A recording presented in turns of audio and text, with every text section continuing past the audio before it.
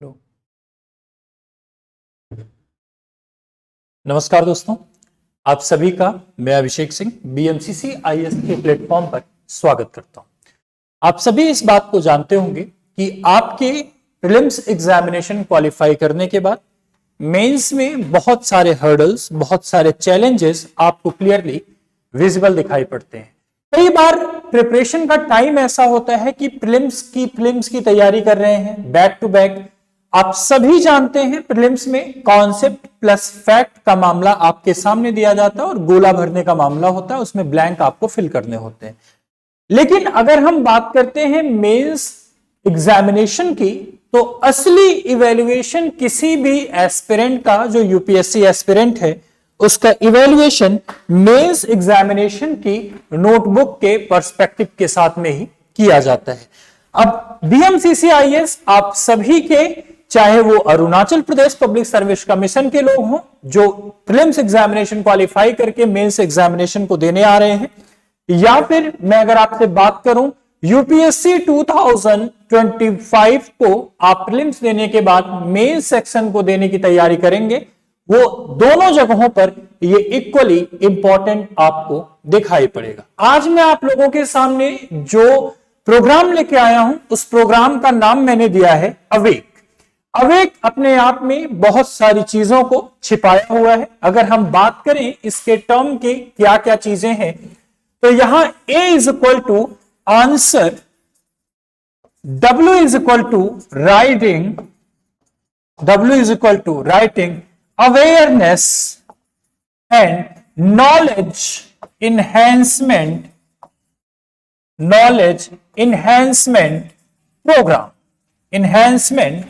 Programme means अभी भी आपके पास समय है।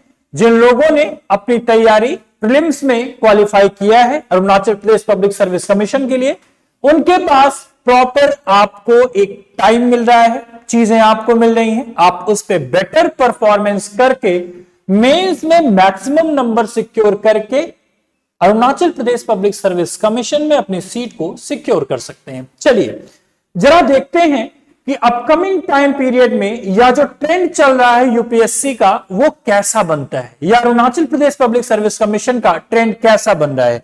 मैं अगर आपसे एक बात करूं, मैं आपको समझाने की कोशिश करूं, तो सबसे पहले हमें यहां पर सब्जेक्ट के नेचर को समझना पड़ेगा। जहां तक मैं और मेरी टीम इस बात का इवैल्यूएशन कर पाते हैं, हम दोनों इस नतीजे पर पहुंचते हैं कि सबसे पहले आपको आंसर राइटिंग स्टार्ट करने से पहले एटलीस्ट समझ डेवलप करनी चाहिए कि कैसे हम लोग उसको देख सकते हैं। माना अगर मैं यहां पर आप लोगों की आंसर राइटिंग प्रोग्राम की बात करने शुरू करता हूं, तो मैं इसको कैसे आपके सामने लेकर आऊंगा। सबसे पहली चीज जो आपके सामने आती है, उसको मैंने यहां पर आपके सामने लिखा answer writing. Answer writing programme में हमें दो चीजों को फोकस करना होता है। सबसे पहले दो चीजें क्या होती हैं, कई स्टूडेंट ऐसे होते हैं जो प्रीलिम्स एग्जामिनेशन को क्वालिफाई करते हैं और प्रीलिम्स एग्जामिनेशन के बाद सोचते हैं पहले प्रीलिम्स हो जाए, उसके बाद मेंस के एग्जामिनेशन में अपनी अपीयरेंस दिखाएंगे और पहले दिन में ही इतने आंसर लिख देंगे जितना आज तक किसी एस्पिरेंट ने कभी नहीं लिखा होगा। तो जो इस तरीके के माइंडसेट से चलते हैं, मेंस एग्जामिनेशन में दरअसल उनको वो बहुत डिफिकल्ट होता हुआ दिखाई पड़ता है। पता ही नहीं चलता कि जो 7 मिनट 8 मिनट के ड्यूरेशन में, जो एवरेज ड्यूरेशन 7.5 मिनट का अगर मैं लेके चलूं, उसमें आंसर राइटिंग आपको करनी है, तो वो बहुत ही ज्यादा आपके लिए चैलेंजिंग और डिफिकल्ट होते दिखाई पड़ता है। तो आज आप लोगों के सामने मैं उन्हीं डिफिकल्टीज को रिजॉल्व करने के लिए कुछ चीजें लेकर आया हूं। अपने एक्सपीरियंस, अपनी चीजों को आप लोगों के साथ शेयर करूंगा। कैसे हमको आंसर राइटिंग स्टार्ट करनी चाहिए, क्या चीजें समझनी चाहिए, कैसे लिखना है चीजों को, कैसे कितने कम टाइम पीरियड में हम चीजों को समझ सकते हैं। अगर मैं आपको आंसर राइटिंग प्रोग्राम की बात करूं, तो जितने सब्जेक्ट हमारे सामने दिखाई पड़ रहे हैं, उन सब्जेक्ट्स को मैं दो सेक्शन में डिवाइड करके देखना चाहूंगा। सबसे पहला सेक्शन हमारा दिखाई पड़ेगा स्टैटिक और दूसरा सेक्शन हमें दिखाई पड़ेगा डायनेमिक। स्टैटिक एंड डायनेमिक का नाम लेते ही आप लोगों के माइंड में कई सारी चीजें इमर्ज होना शुरू हुई है। कई बार बहुत ट्रेडिशनल टीचर, हमारे गुरु हैं, जिन्होंने हमें पढ़ाया, हमें समझाया, उसमें कुछ चीजें ऐड ऑन करके डिलीवरी करने की जिम्मेदारी मेरे छोटे दोस्तों पे है, भाइयों पे है कि मैं उनको किस तरीके से उन चीजों को समझा पाऊं, बता पाऊं।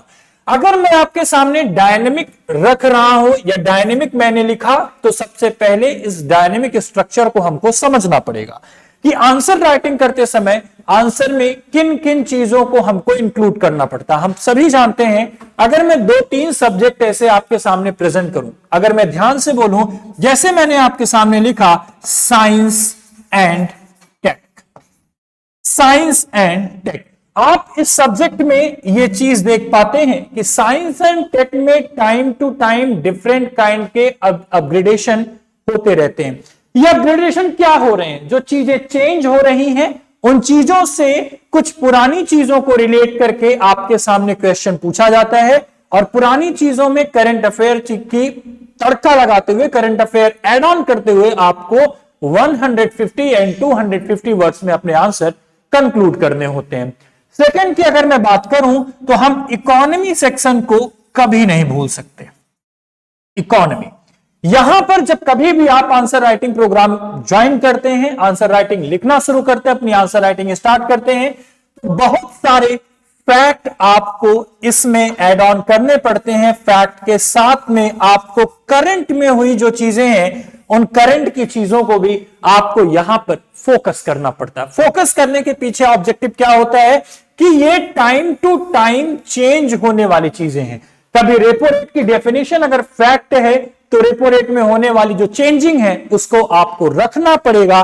किन चीज के अंदर में? उनको रखना पड़ेगा आपको करंट अफेयर की चीजों में। साथ ही साथ एक सब्जेक्ट हम सबका प्यारा, जिसको हम लोग बोलते हैं पॉलिटी एंड IR, PSIR के नाम से जिसको जाना जाता है। आप सभी जानते हैं कि कोई भी कंट्री किसी दूसरे कंट्री के साथ टाइम टू टाइम अपने रिलेशन को as per their demand change करती रहती है। हमारे कंट्री में भी अपलिफ्टमेंट के लिए डेली बेसिस पर नई नई चीजें, नए नए अमेंडमेंट हमारे कॉन्स्टिट्यूशन में हमको देखने को मिलते हैं।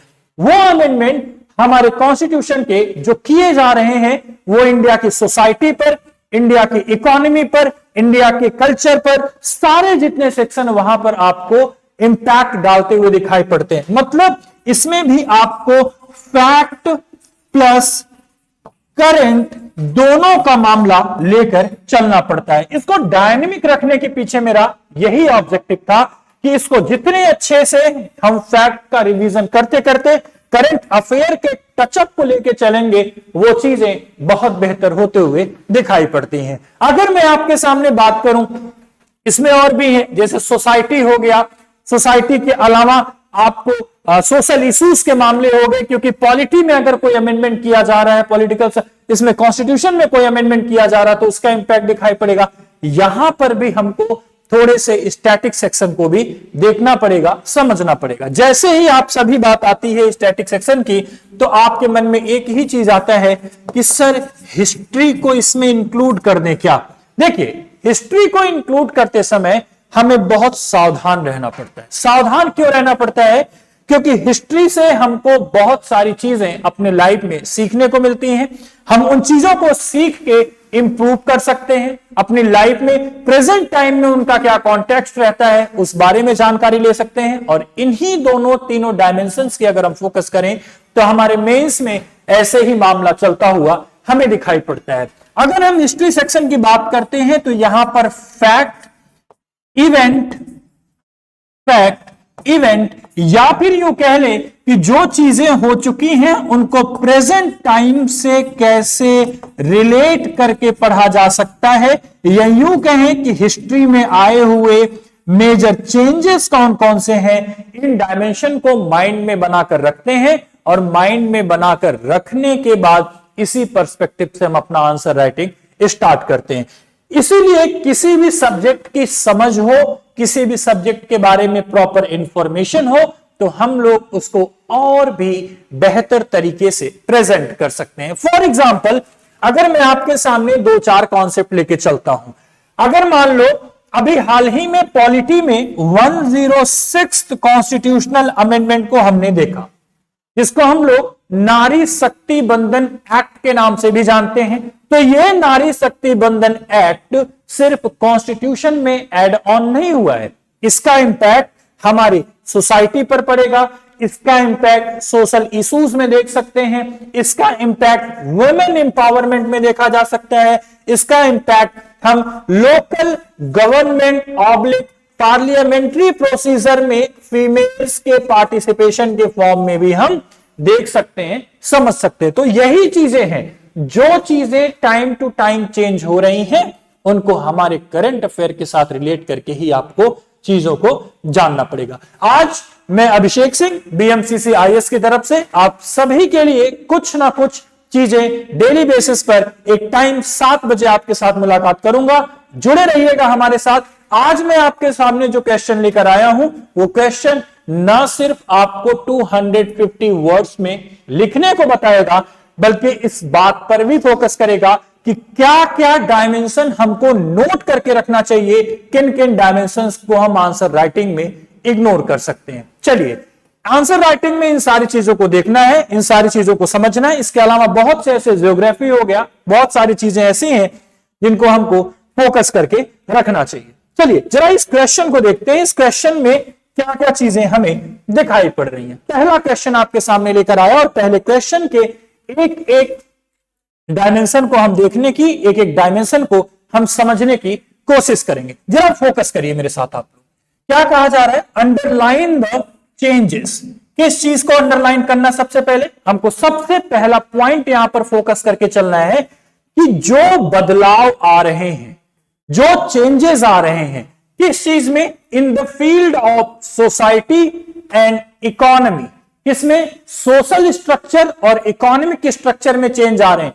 किस टाइम पीरियड की बात हो रही है? ऋग वैदिक to letter Vedic period. History के जंक्शन का एक मोस्ट इंपॉर्टेंट टाइम पीरियड हमको यहां पर देखने को मिल रहा है। अगर आपके सामने मैं इसके फैक्चुअल सेक्शन पर बात करूं तो ऋग्वैदिक पीरियड को 2 पीरियड में बांटकर हम देखते हैं। पूरे वैदिक पीरियड को हमने कितने पीरियड्स में बांट के देखा? मुझे लगता है कि मुझे एक नए पेज से इसको शुरुआत करना चाहिए। मैंने आपसे बोला पूरे वैदिक पीरियड को हमने कितने सेक्शन में बांट के देखा? 2 सेक्शन में बांट के देखा वैदिक पीरियड को। एक पीरियड को हमने अर्ली वैदिक पीरियड कहा और दूसरे पीरियड को हमने लेटर वैदिक पीरियड के नाम से मार्क किया। क्या मार्क किया?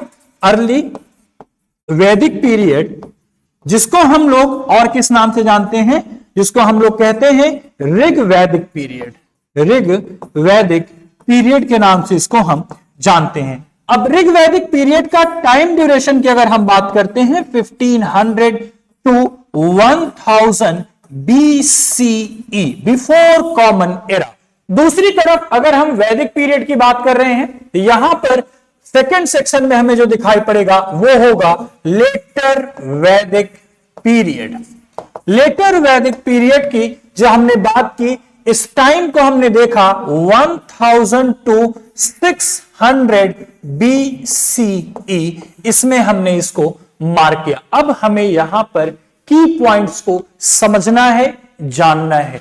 क्वेश्चन के अकॉर्डिंग डिमांड किया जा रहा है कि वैदिक पीरियड में होने वाले चेंजेस को ट्रेस कीजिए, और चेंजेस भी स्पेसिफिकली रिलेटेड 2 ही डायमेंशन से होने चाहिए। पहला डायमेंशन आपका सोशल होना चाहिए और दूसरा डायमेंशन आपका कैसा होना चाहिए? इकोनॉमिक होना चाहिए। मींस अगर हम बात करें इधर 500 साल इधर 400 साल, तो इन सारे चीजों में बहुत सारे बदलाव हमको देखने को मिले होंगे। आप सभी जानते हैं कि अर्ली वैदिक पीरियड की अगर हम बात करते हैं या ऋग वैदिक पीरियड की हम बात करते हैं तो यह पीरियड एक ऐसा पीरियड था जिसमें वुमेन की situation, economic condition, agriculture land, या फिर हम कह लें वॉरफेयर एक्टिविटीज जैसे या पॉलिटिकल ऑर्गेनाइजेशन जैसे चीजों को हम इजीली यहां पर ट्रेस कर सकते हैं। अगर हम बात करें अर्ली से लेटर आने के सीक्वेंस में, अर्ली से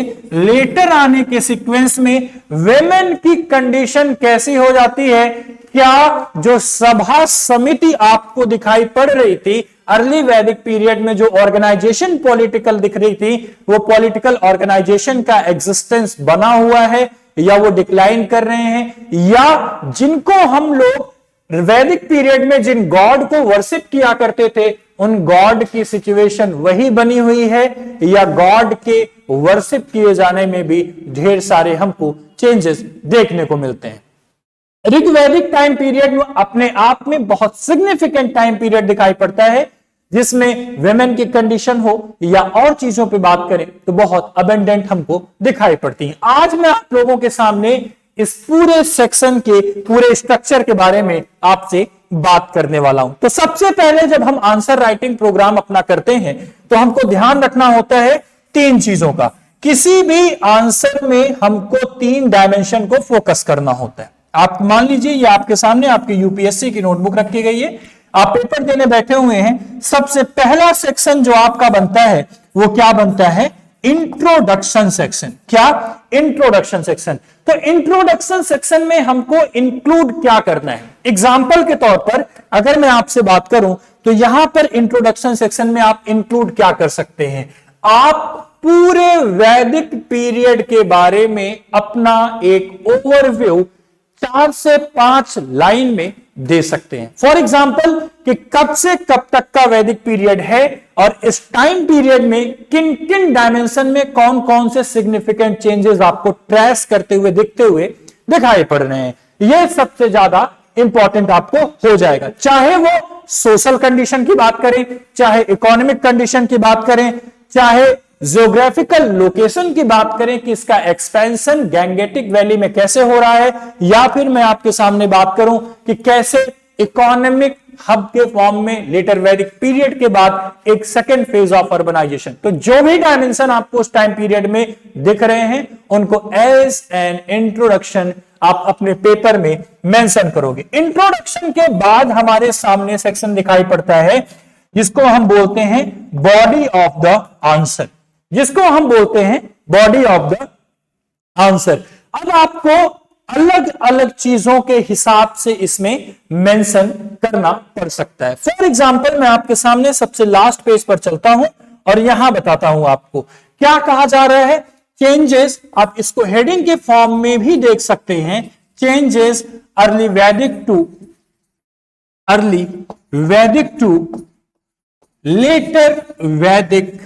लेटर वैदिक पीरियड। हमें कहां कहां किन किन डायमेंशन पर फोकस करना है इसको हमको देखना है। अब जरा आप अगर इसको माइंड में अपने बनाकर चल रहे हैं तो आपको न जाने कितने डायमेंशन यहां पर बनते हुए दिखाई पड़ेंगे जो इस बात को हाईलाइट कर रहे हैं कि कौन कौन से मेजर चेंजेस हमें देखने को मिलते हैं। सबसे पहले अगर हम बात करें तो हमें इस बात को ध्यान रखना होगा कि हमारे मॉडर्न इंडिया में एक फेमस पर्सनालिटी जिनका नाम दयानंद सरस्वती था, उन्होंने ये लाइन बोला, बैक टू द वेदास। मतलब हमें वेदों की ओर लौटना चाहिए और वेदों में ऋग्वेदों की ओर लौटने की उनकी पूरी फोकस थी। मींस उनका एक ही ऑब्जेक्टिव था, एक ही कहना था कि कहीं ना कहीं हम लोग इस चीज पर फोकस करें कि अर्ली वैदिक पीरियड में जहां पर कोई भी कास्ट सिस्टम बाय बर्थ नहीं था, ऑन द प्रोफेशन के बेसिस पर हम लोग क्या करते थे, किसी के कास्ट को डिफाइन करते थे, उस सिस्टम को हमको फिर से अडॉप्ट करना चाहिए। लेकिन अगर हम यहां चेंजेस की बात कर रहे हैं तो चेंजेस सबसे पहला हमको यही दिखाई पड़ता है कि अर्ली वैदिक से लेटर वैदिक पीरियड में evolution of the varna system हम देख सकते हैं। क्या? Varna system evolution, varna system evolution को हम यहां पर देख सकते। मींस ये पीरियड एक ऐसा था कि जब अर्ली पीरियड से लेटर वैदिक पीरियड की तरफ हम चल रहे हैं तो वहां पर जहां पहले कर्म प्रधान समाज हुआ करता था, वह मींस जहां पर वर्क इफिशियंसी के बेसिस पर चीजों को स्टैब्लिश किया जाता था, वहां लेटर वैदिक पीरियड में बाय बर्थ चीजों को प्रमोट किया जाने लगा कि बाय बर्थ जिसका जिस कास्ट में या जहां पे जिस परिवार में जन्म होगा उसी के बेसिस पर उनको हम लोग यहां पर मार्क करके रखेंगे। सेकेंड डायमेंशन जो आपको यहां फोकस करने की है, अगर हम सेकेंड डायमेंशन की बात करते हैं तो अभी तक हम अर्ली वैदिक पीरियड में लोपामुद्रा, अपाला, घोषा इनके बारे में बात करते हैं, गार्गेय, मैत्रेयी के बारे में बात करते हैं। मीन्स विमेन की कंडीशन तो बहुत अच्छी थी, जिसमें पार्टिसिपेशन देखने को मिल रहा है, जिसमें हमारी सोसाइटी की लेडीज थी वो इक्वली पार्टिसिपेट कर रही थी। लेकिन इस टाइम पीरियड से जब अर्ली वैदिक से लेटर वैदिक की तरफ हम मूव करते हैं तो यहां पर सिर्फ और सिर्फ हमको पैट्रियार्कल सोसाइटी देखने को मिलती है। क्या देखने को मिलती है?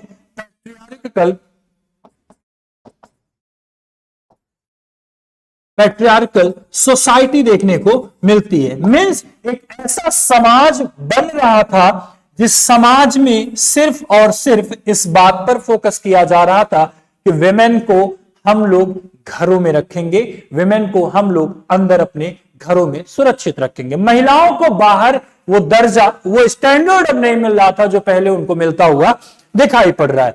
इसके अलावा हम लोग इस चीज पर भी फोकस करेंगे कि लेटर वैदिक पीरियड आते आते जो रोल ऑफ द ब्राह्मणास था हमारी सोसाइटी में वो हाइक होता जा रहा था, वो बढ़ता जा रहा। तो हम इस बात को लिख सकते हैं कि रोल ऑफ ब्राह्मणास या ब्राह्मण्स ये क्या हो रहा है?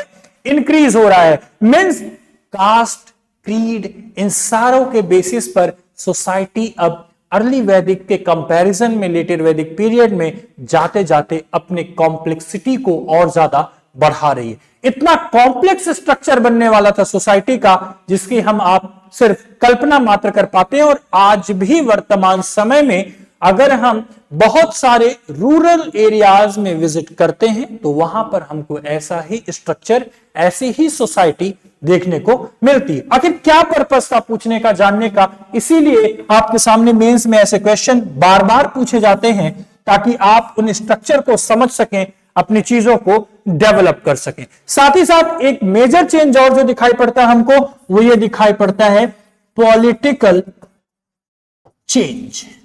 क्या दिखाई पड़ता है? Political changes.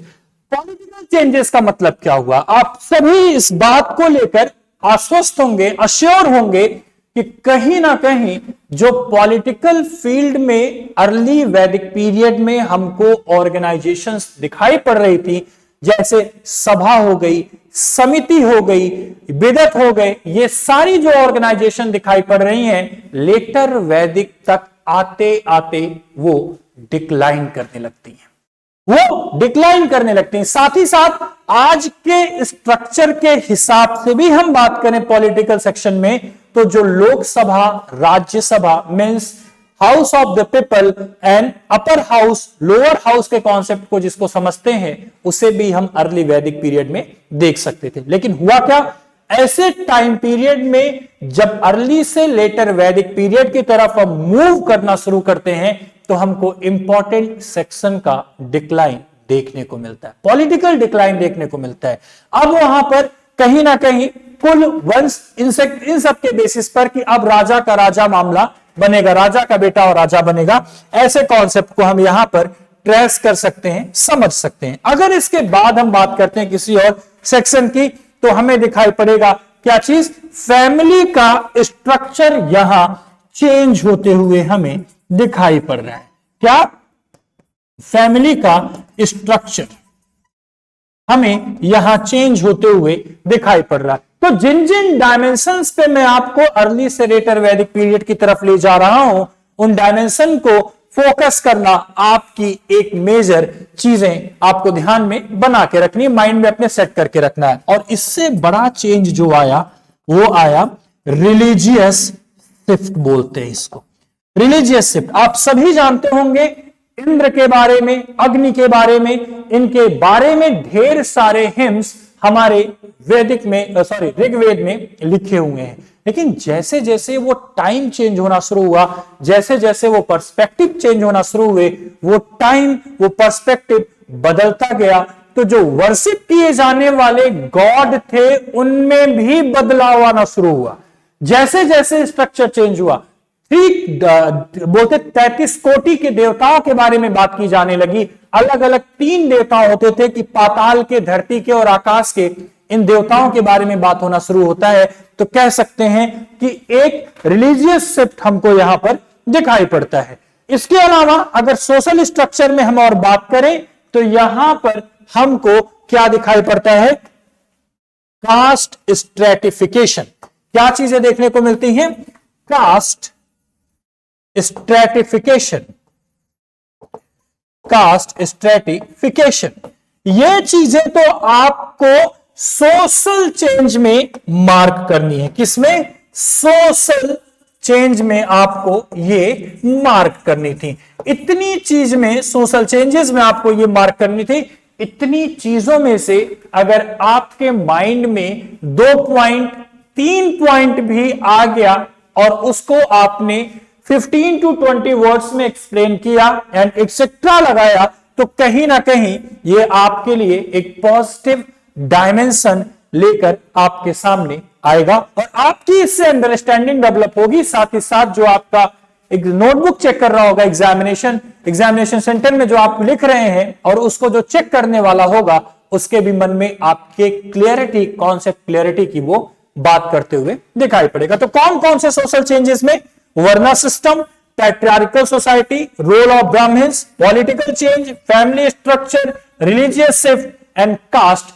Stratification and etcetera, इसके और भी डायमेंशंस आपके यहां पर बनते हुए दिखाई पड़ते हैं। अगर सोशल चेंजेस से हम आगे बढ़कर एक बार फिर से आपसे बात करूं कि इकोनॉमिक सेक्टर में क्या क्या चेंजेस आए थे, चेंजेस इन, रुकिए, changes comma Rigvedic period to Rigvedic to later Vedic period in the field of economy, field of economy। तो हमको इसको इसी पैटर्न, इसी स्ट्रक्चर में बनाकर इसको समझना होगा। कैसे समझना होगा, अगर हम बात करते हैं अर्ली वैदिक पीरियड की, तो वहां पर सबसे इंपॉर्टेंट आपको अगर कोई चीज दिखाई पड़ रही थी तो वो चीज वहां पर थी काऊ। काऊ के बेसिस पर उन्होंने अपनी डिफरेंट काइंड की टर्मिनोलॉजीज बना रखी थी। फॉर एग्जाम्पल गौयुति, गोहंता, दुहित्री, इन्हीं सारी चीजों के टर्म को काऊ के बेसिस पर बना रखा था। गोफ्ता, जिसको राजा कहते थे, ठीक, ये सारे टर्म किसके बेसिस पे, काऊ के। मतलब वो एक पैस्टोरल इकोनॉमी में बिलीव करते थे। लेकिन जैसे ही लेटर वैदिक पीरियड की हमने बात की, सबसे मेजर चेंज जो हमको दिखाई पड़ा कि वो पैस्टोरल टू एग्रेरियन इकोनॉमी की तरफ शिफ्ट हो गए। क्या हुए, पैस्टोरल टू एग्रेरियन इकोनॉमी की तरफ ये धीरे धीरे शिफ्ट होते हुए दिखाई पड़े। सबसे पहले अब कृषि कार्य या एग्रीकल्चरल वर्क में डेवलपमेंट को मार्क किया जा रहा था। पैस्टोरल सोसाइटी अब कहीं ना कहीं एग्रीकल्चरल सोसाइटी में कन्वर्ट हो रही थी, जो इस बात की तरफ भी इंडिकेट करता है कि कहीं ना कहीं अब ज्यादा स्टेबिलिटी की बात हम लेटर वैदिक पीरियड में देख पा रहे हैं। ज्यादा स्टेबल सेटलमेंट की बात हम लेटर वैदिक पीरियड में मार्क कर पा रहे हैं। इसके अलावा जब एग्रेरियन सोसाइटी की तरफ हम बात कर रहे हैं तो ऑब्वियस सी बात है, एग्रेरियन सोसाइटी बनेगी कैसे, जब लैंड ऑनरशिप अश्योर किया जाने लगेगा। ठीक, तो दूसरा चेंज जो आया यहां पर उसको हम लोग मानते हैं लैंड ऑनरशिप को लेके। राइट, किस चीज को लेके, लैंड ऑनरशिप को लेकर हमको देखने को मामला मिला। अभी तक पैस्टोरल से लैंड ऑनरशिप की तरफ शिफ्ट होना इस बात की तरफ इंडिकेट कर रहा था कि इन्होंने अब कैटल वेल्थ की जगह किस चीज पर फोकस करना शुरू कर दिया था, लैंड वेल्थ की तरफ फोकस करना शुरू कर दिया था। किसकी तरफ, लैंड वेल्थ की तरफ फोकस करना शुरू कर दिया था। अब जब लैंड वेल्थ की तरफ फोकस कर रहे हैं तो इसके आउटकम के फॉर्म में मेरे प्यारे दोस्तों, मेरे भाइयों, आपको लिखना पड़ेगा क्या, एक्सपेंशन ऑफ द सेटलमेंट्स हमको देखने को मिलते हैं। क्या देखने को मिलते हैं? एक्सपेंशन ऑफ द सेटलमेंट हमको देखने को मिलते हैं। अब जब एक्सपेंशन ऑफ सेटलमेंट हो रहा है means production of the agrarian stuff किस में होगा?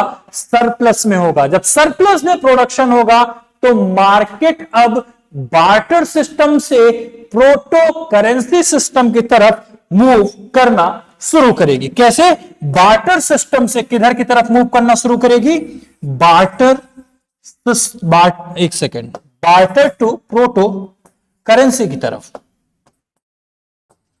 बार्टर टू प्रोटो करेंसी की तरफ मूव करना शुरू करने की। और इसके अलावा आप जब जान रहे हो कि सरप्लस में प्रोडक्शन हो रहा है, चीजें कॉन्टिन्यूसली चेंज होती जा रही हैं, तो अब यहां पर आपको taxation and revenue system establish होता हुआ क्लियरली विजिबल होगा। क्या होता हुआ?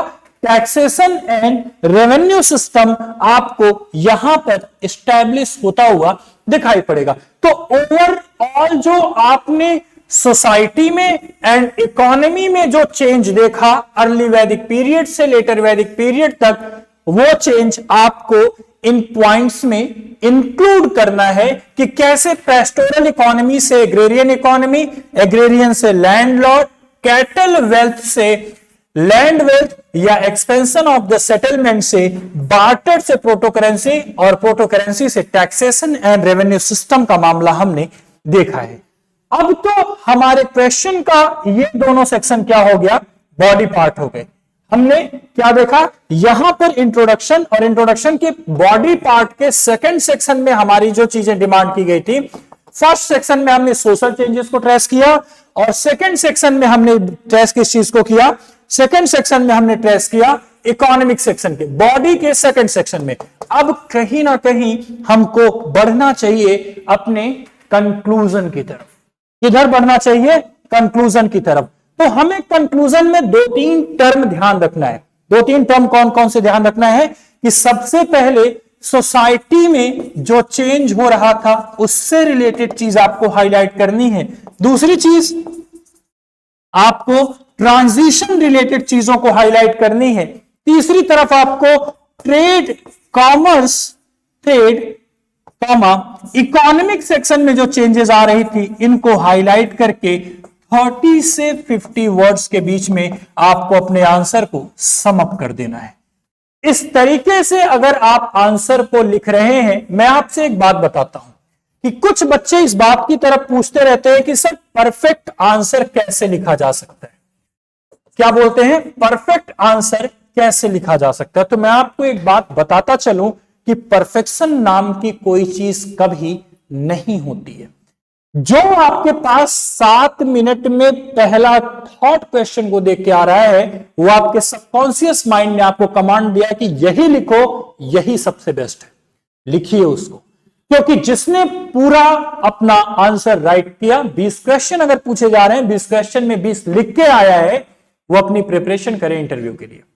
ये चीजें होती हैं। बहुतेरे लोग तो अभी लिखेंगे ना तो ये उंगली दर्द होगी, ये उंगली दर्द होगी, उंगलियों में गड्ढे पड़ जाएंगे। इन सारी चीजों को आपको समझना पड़ेगा, जानना पड़ेगा। आपके सामने आज एक क्वेश्चन का मैंने डिटेल डिस्कशन किया, आपको पैटर्न बताया कि कैसे लिखना है और आपको किन किन मुद्दों को फोकस करना है अपने आंसर राइटिंग करते हुए।